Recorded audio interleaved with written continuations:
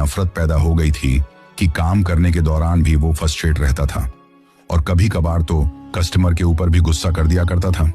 इसके साथ ही वो हर शख्स के पास पाकिस्तान आर्मी की बुराइयां किया करता था,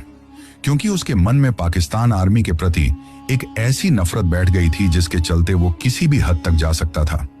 अब इसी दौरान इधर हिंदुस्तान की खुफिया एजेंसी रो को बने हुए भी अभी 3 से 4 साल का ही वक्त हुआ था, पर तब तक भी रो के कुछ जासूस पाकिस्तान तक पहुंच चुके थे और उन्हीं में से किसी एक जासूस की नजर आरिफ कुरैशी के ऊपर पड़ जाती है। जब उसने आरिफ के मन में पाकिस्तान आर्मी के प्रति इतनी नफरत देखी तो वो उससे अपने एसिड के रूप में काम करवाने की सोचता है, लेकिन किसी भी पाकिस्तानी आदमी को इतना जल्दी अपनी तरफ करना आसान नहीं था, क्योंकि रो को यह डर था कि हो सकता है ये पाकिस्तान की खुफिया एजेंसी ISI की ही कोई चाल हो सकता है आरिफ कुरैशी पहले से ही ISI का एक एजेंट हो जो पाकिस्तान में मौजूद रो के जासूसों को ढूंढने के लिए इस तरह से अनजान लोगों के पास पाकिस्तान की बुराइयां कर रहा हो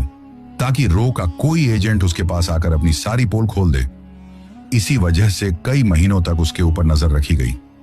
रो के अलग अलग एजेंट कस्टमर बनकर उसकी उस रेडियो मैकेनिक वाली शॉप पर अपना सामान ठीक करवाने के लिए जाते थे।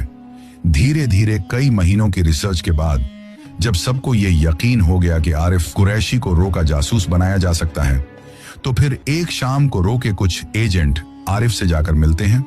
और उसे सारी कहानी समझाते हैं। हालांकि पहले तो अपने ही देश के खिलाफ जासूसी करने के बारे में सुनकर ही आरिफ बुरी तरह से घबरा जाता है, लेकिन फिर उसके मन में पाकिस्तानी हुकूमत के खिलाफ जो नफरत थी वो नफरत उसे ये काम करने के लिए तैयार कर देती है, क्योंकि उस वक्त तक पाकिस्तान में जनरल जिया ने सत्ता संभाल ली थी